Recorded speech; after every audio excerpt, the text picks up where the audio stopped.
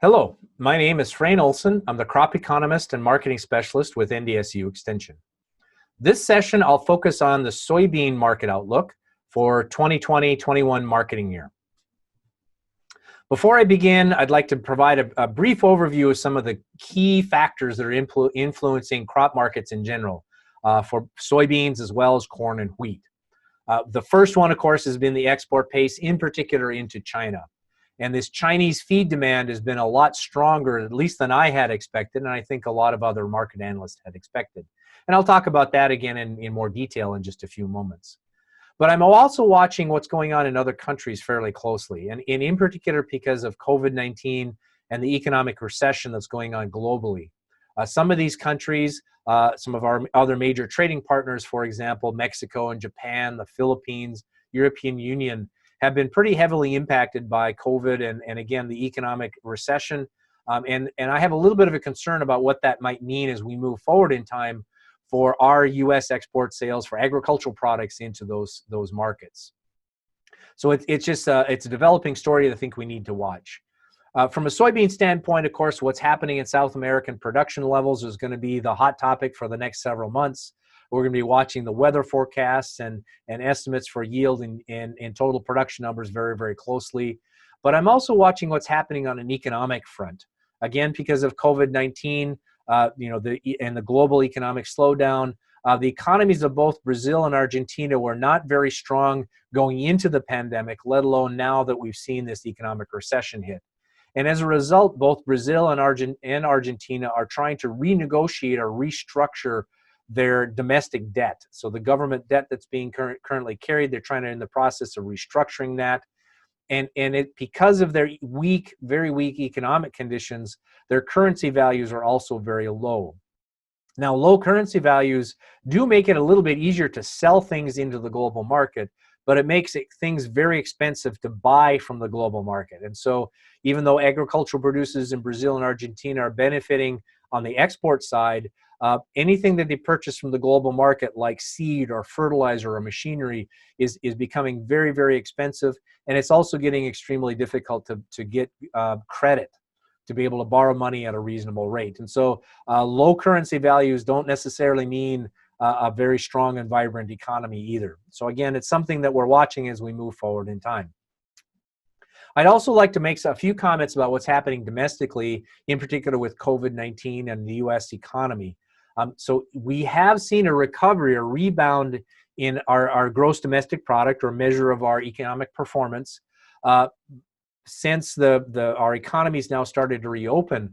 But the recovery is not nearly to the levels that we saw pre-COVID. And so it looks as though our economy is kind of flattening out or stabilizing, given the disruption that we're having right now.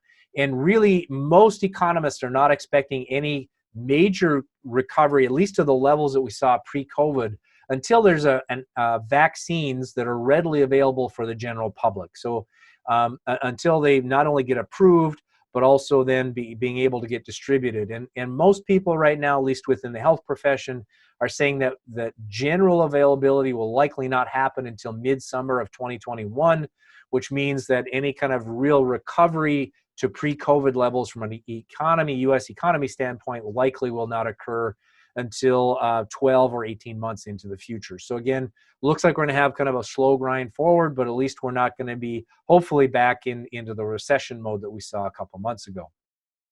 Now, as a result of the slower economic growth, the U.S. dollar is also expected to remain relatively stable and kind of at levels that we're seeing right now.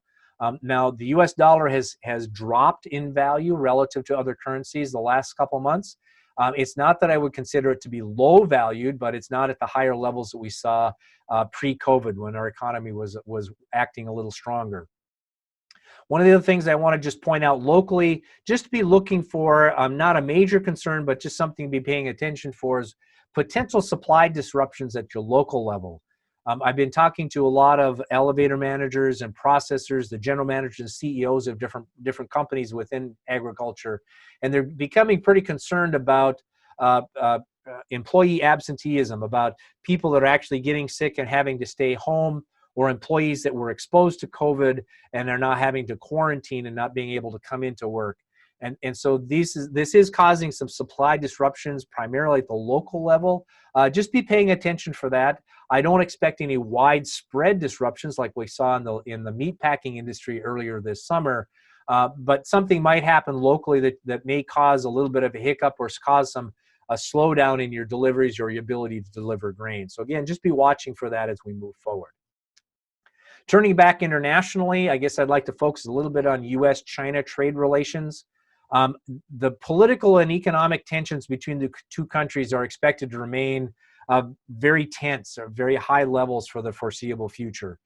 Even though it looks as though we're having a shift in the political environment in Washington, D.C., that doesn't mean that those political tensions are going to go away.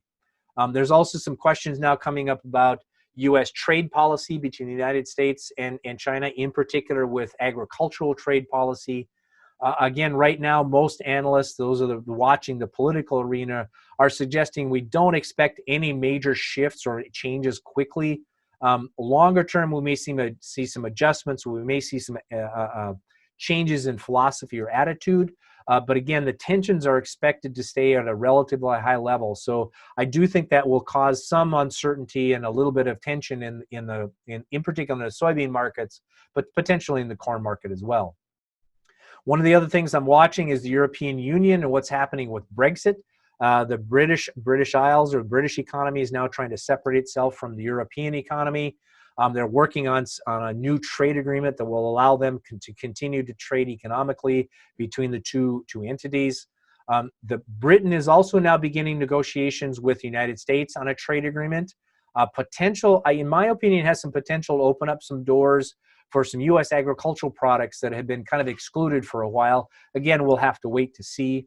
I don't expect to see any major change or improvement in European Union, U.S. trade relations anytime soon, in particular for agricultural trade, simply because of the common agricultural policy they have in Europe right now, and their farm policy is pretty restrictive and is going to be difficult to try and get a lot of U.S. ag products into the European Union. One of the other things related to this Brexit would also be the value of the euro.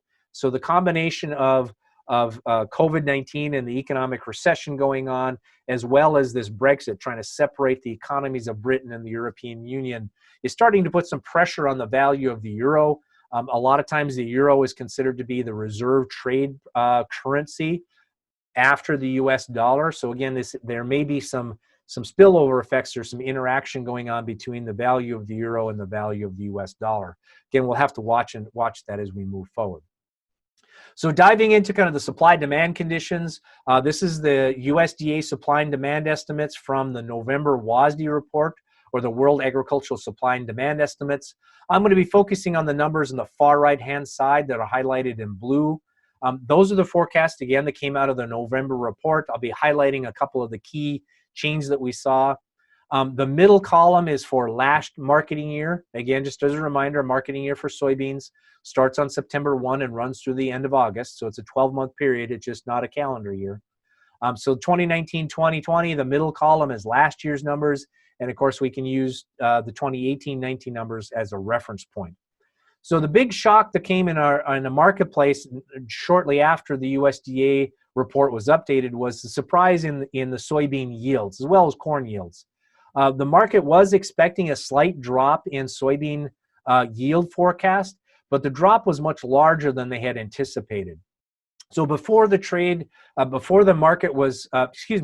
report was released, the average trade estimate was about 51, 52 bushels. The range was from 52.5 down to 50.8. The actual number that USDA gave us was 50.7 bushels per acre, which is about 1.2 bushels below what we saw in October. Again, a relatively large drop in yield forecast this late in the season. So again, that was kind of the major shock that we got in the system. That was the unexpected number we saw. USDA also had the opportunity to update the demand numbers. At least, again, we had both the supply side as well as the demand side. But they did not update any of the numbers for the major uses for soybeans in the crushing industry and exports. So the current forecasts were left unchanged between October and November. Just as a sidebar, I want to point out that the forecast for soybean exports at 2.2 billion bushels is actually a record number. That's higher than what we've seen ever before. So again, right now the expectation is that our soybean export levels will continue to be very, very strong.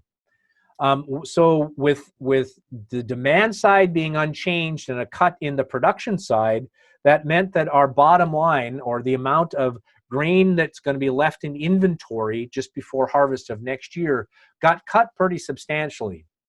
Again, the average trade guess going into the report was an ending stocks number of about 235 million bushels. The actual number that was reported was 190 million bushels, was definitely at the low end of what the trade was expecting to see. Again, that was the surprise that we put into the marketplace. And this 190 million bushels of carryover stocks is relatively low. And so we've now taken our forecasted ending stocks numbers down to a level that traders are becoming a little uncomfortable, and we have to be careful about making sure that we don't oversell our production. When we look at specific uses for soybeans, there's two main uses. One of them, of course, is for domestic crushing into oil and meal. The meal goes into the livestock sector for feed. The oil goes into primarily human consumption, but also about 30% is used for biodiesel. As you can see, the blue line is the domestic crushing. That's been growing fairly steadily over the last several years. The dotted lines on the far right-hand side are the current USDA forecasts. Again, the number that everybody's watching, of course, is really the exports number. And again, with USDA forecasting record high export levels, we'll have to wait to see if those numbers are going to be fulfilled as we move forward. So a pretty dramatic rebound from the cuts that we've seen the last couple of years because of the trade war between the United States and China. If we look specifically at the exports numbers and kind of the export pace, I usually show this graphic, which is the weekly export numbers. And again, this would be the amount of grain that's been loaded onto a vessel and is in the supply chain that will be exported in the near future. You can see that our exports are very seasonal in nature. We tend to see a relatively high ramp up in export sales as we move into the harvest season. Kind of peaks out in this November, December time period. It tends to drop off as we get into December and January, and we see another drop off as we move into this January, February time period when the South American crop is normally coming online and their prices become more competitive than what we have in the U.S. So we tend to have this very seasonal pattern. The red line is where we are as of today, as of the most recent report through the end of October. You can see that our export pace started out a little bit earlier in the year than we normally see. It hasn't quite reached the levels that were at our record high levels that we saw in 2016-17 time period.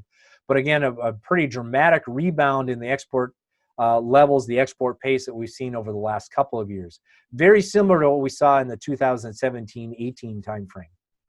If we look at China specifically, this is the exact same graph, but it's for exports to China only. So we've taken out all of the other countries. Again, as you can see, China has started their export buying a little bit earlier in the season. It does look like they're starting to kind of max out, at least on a week-by-week basis. They're starting to reach their maximum levels. The big question, of course, will be how long will these export levels, these high weekly sales numbers, continue? Again, it's very nice to see these. It's not quite at the level we saw in the 2016-17 timeframe, which is the green line. Very similar to what we saw in 17-18, but much above what we saw the last 2 years in both 18 and 2019.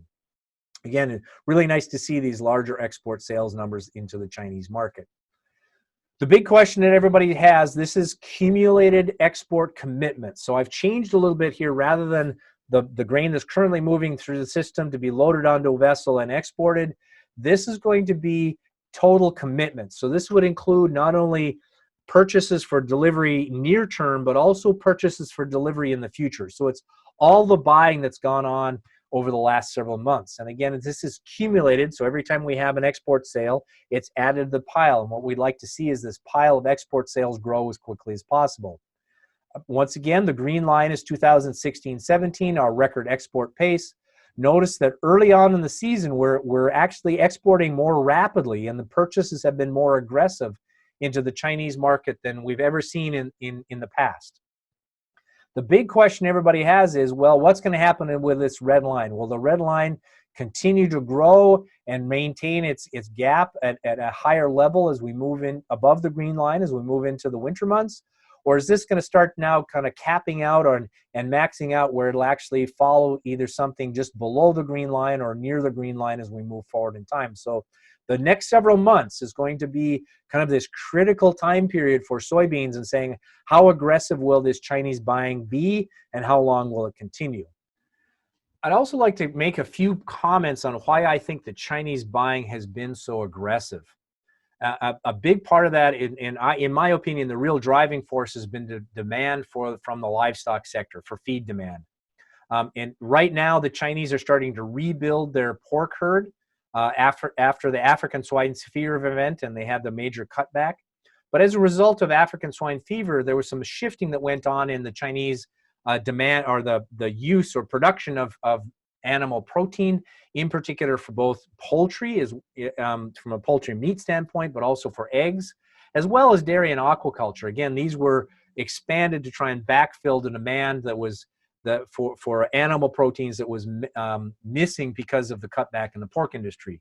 Well, with the rebuilding of the pork herd, that doesn't necessarily mean that the poultry and dairy and aquaculture industries have necessarily shrunk. And so we're seeing this stabilization of these alternative animal protein sector, as well as then the growth of the rebuilding of the pork sector. And so there's this underlying feed demand in China right now that is really driving a lot of the purchases, both for corn, but also for soybeans. One of the signals we're getting is that Chinese soybean meal demand has been very strong. Soybean meal prices internally in the country remain very high.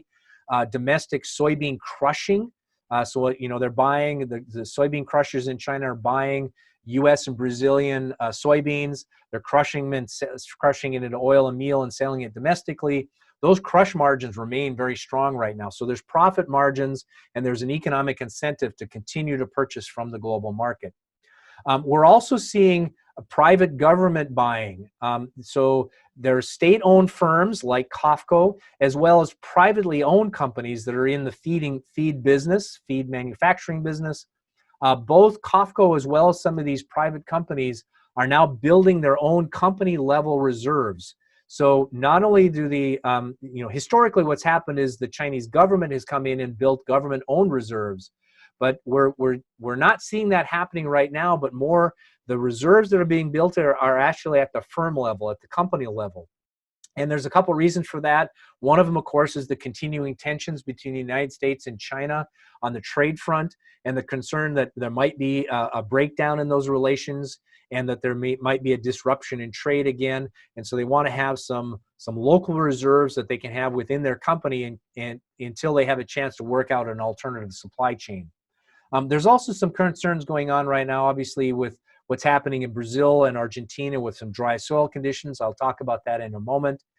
Even though the expectation right now is for a record large crop, there is this concern building that if weather doesn't turn around fairly soon, that those yield projections may not be as large as originally expected.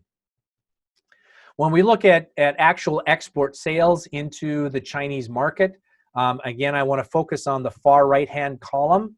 The far right-hand column is the export commitments through the end of October. So these would be not only sales that contracts for delivery that are already in process, but also for delivery into the future. So this would be all of the accumulated sales that China or other countries have made from the U.S. Our number one buyer of U.S. soybeans has always been China. Even during the trade war, it's still been the number one buyer. As I showed earlier, the peak, the highest level of Chinese purchases was in 2016-17 marketing year at about 36.1 million metric ton. When we look at current commitments, when we look at, again, the current purchases, China's at about 26.8 million metric ton, which is a pretty respectable number, not quite to the levels we saw in 2017-18 before the trade war, as the trade war was beginning, but significantly above the levels that we saw in 2018 as well as 2019 marketing years, where the trade war is in full bloom. So the big question we have right now is, at what level will this peak out? Again, the export sales right now have been very aggressive. We're having some good business. The question is, how long will that business last? Also want to point out very quickly, our second largest buyer typically is the European Union, but again, at very, very lower levels relative to what goes into China. So far, export sales into Europe have been a bit slow. I do think part of that is because of COVID-19 and because of the economic recession issues that are hitting Europe right now. Again, the hope is that this will start to recover now as we move throughout the rest of the marketing year, and that those numbers will reach kind of the levels that we've seen the last couple of years. And again, sometimes what surprises people is the level of export sales into Mexico. Mexico's our third largest soybean market. It's our number one corn market, but our third largest soybean market. And again, the impact of the economic downturn and COVID-19 and the pandemic, so far it hasn't had a huge impact on our ability to sell corn and soybeans into Mexico, but I am a little bit concerned about their economy and how strong that economy will remain, and the underlying, I guess, protein demand, the animal protein demand that they're seeing in Mexico. I'd like to talk just a little bit about what's happening in Brazil and Argentina. So this is a soil moisture map or a drought monitor map. It's generated from satellite imagery, compiled from a lot of different sources. What I've tried to do in the blue is to circle the major corn and soybean producing regions in both Brazil and Argentina. So Brazil being this top portion outlined here, Argentina being down here. The area in the blue is, again, that kind of that core production zone. As you can see, the soil moisture in the root zone, which is measured to about 1 meter or about 3 feet into the soil, is relatively dry, especially as we get into southern Brazil and into Argentina, the core growing regions in Argentina. And what this suggests is that even though there have been rain showers coming through on a pretty regular basis, at least in northern Brazil, that's helped the planting progress, their soil moisture conditions really haven't had enough rain to recharge. And in my view, what this means is they're going to be living rain shower to rain shower for a while. And that also means that we're going to continue to have a lot of reports, a lot of uncertainty about yield potential coming out of both Brazil and Argentina, which again will have quite a bit of volatility into the soybean market. This is my last slide, just to give you a visual representation of our ending stocks and kind of what that looks like. The green line on the top of this graph is total soybean production. The red line is total soybean usage, including exports. Notice that the usage levels are above the production levels, which means that we're able to draw down our ending inventories, which are represented by the blue bars on the bottom. So the blue bars are the stocks to use ratio, or it's a percentage. It's scored on the right-hand side of the graphic. So this is ending stocks divided by total use. So think of it as what percentage of our total needs are going to be in reserve just before harvest of next year. Now notice during the trade war, those ending stocks levels got to be extremely high as a percent of use. We've been able to bring those down fairly rapidly, both by a reduction in production, reducing production over the last couple of years, but now also a rebound in the export pace. So we're now back to levels that we kind of ending stocks levels that we saw before the trade war began. It's at about 4.5% right now, which is within the typical range, but it's on the low end of the range. It's not at record low levels that we saw in the 2013-14 timeframe, but definitely getting to lower levels, which means that average soybean prices will be higher, but it also mean that soybean prices will continue to be volatile, that we're going to see a lot of volatility as we move forward in time. So from a marketing standpoint, be prepared, have your pricing levels picked out, and be ready to move when those pricing levels are achieved. So with that, I'd like to say thank you for listening. Hopefully we'll have a chance to be able to answer some questions online later on in this program. Thank you very much for participating.